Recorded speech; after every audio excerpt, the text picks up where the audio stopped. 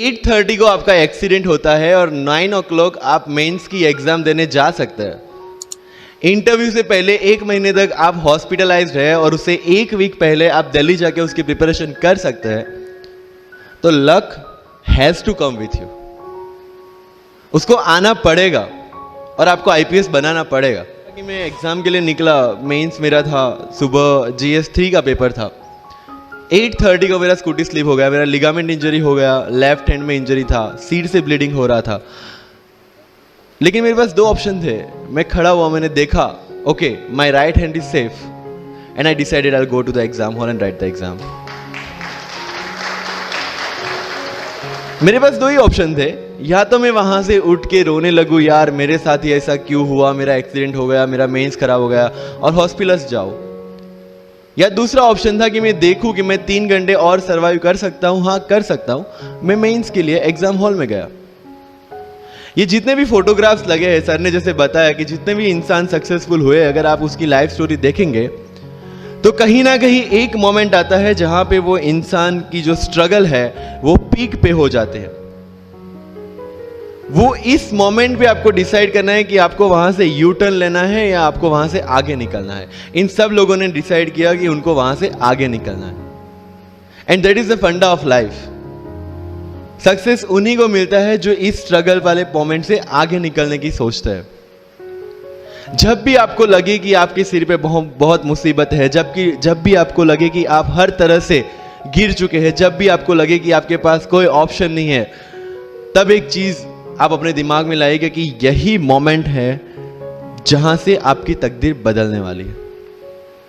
क्योंकि डायमंड जो होता है वो जितना ज्यादा घिसता है उतनी ज्यादा उसकी वैल्यू होती है। सोना जो होता है वो जितना ज्यादा तपता है उतनी उसकी वैल्यू होती है। अगर आप जिंदगी में तप रहे हैं, अगर आप जिंदगी में घिस रहे हैं, अगर आपको लग रहा है कि आप हर तरह से मुसीबतों में गिरे हुए हैं, तभी आपकी जो वैल्यू है वो बढ़ने वाली है।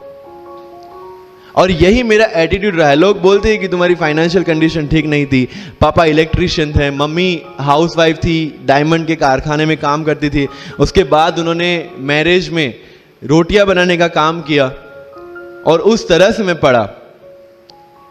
लेकिन जब मुझे पूछा जाता है कि ऐसी कौन सी चीज है आपकी लाइफ में जो आप बदलना चाहते हो, एंड आई सेड नथिंग। क्योंकि अगर वो चीजें नहीं होती मेरी लाइफ में तो शायद आज आपके सामने में नहीं होता। तो अगर लाइफ में प्रॉब्लम्स है, अगर लाइफ में स्ट्रगल है, जैसे सर ने बताया struggle is a part of life and I strongly believe in that. Bharat वर्ष का सपना चंद्रगुप्त ने देखा, चाणक्य ने देखा, और उस भारत वर्ष को बनाने के लिए जब ये संघर्ष जारी था, और तब राजा धनानंद की डॉटर दूरदराज से चंद्रगुप्त को प्यार हो जाता है, और जब चाणक्य उनको बोलते कि नहीं तुम्हें उससे दूर रहना है, और तब चंद्रगुप्त बोलता है आचार्य कभी कभी सोचता हूं कि जिंदगी में या ये भारत के सम्राट बनने के लिए इतना त्याग, इतना बलिदान ना देना होता तो। और तब चाणक्य रिप्लाई करते हैं तो हर कोई भारत का सम्राट होता।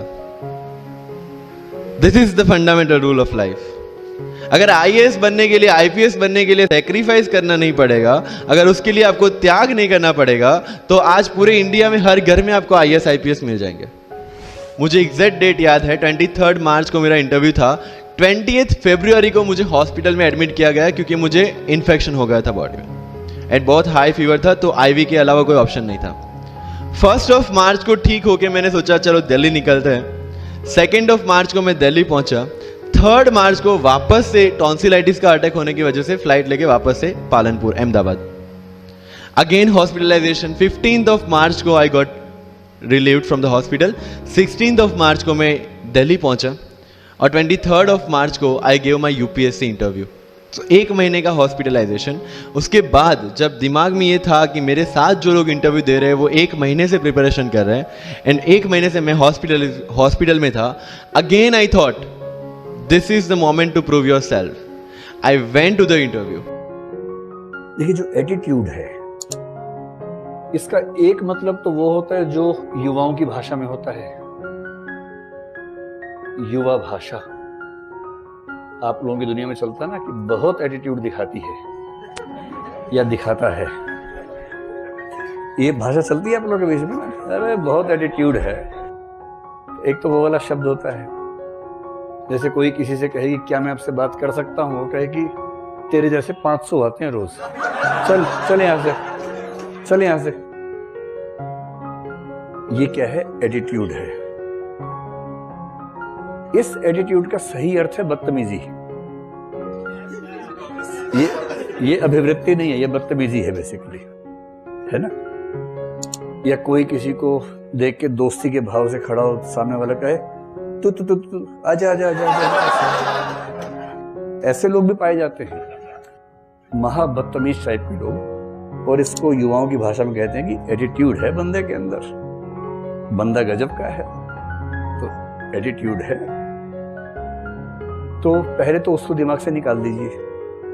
तो ये एटीट्यूड बदतमीजी वाला नहीं है, वो तो बदतमीजी है, बदतमीजी, ठीक है? तो ये वो नहीं है। कल से आप उस मामले में इस शब्द का इस्तेमाल मत कीजिएगा, उसको बदतमीजी कहना। एटीट्यूड का सही मतलब अगर समझना एकदम देसी भाषा में, वो है रुझान। रुझान एकदम सामान्य अनुवाद इसका करना हो ना, एकदम देसी अनुवाद, तो वो है रुझान, बस। तो आपका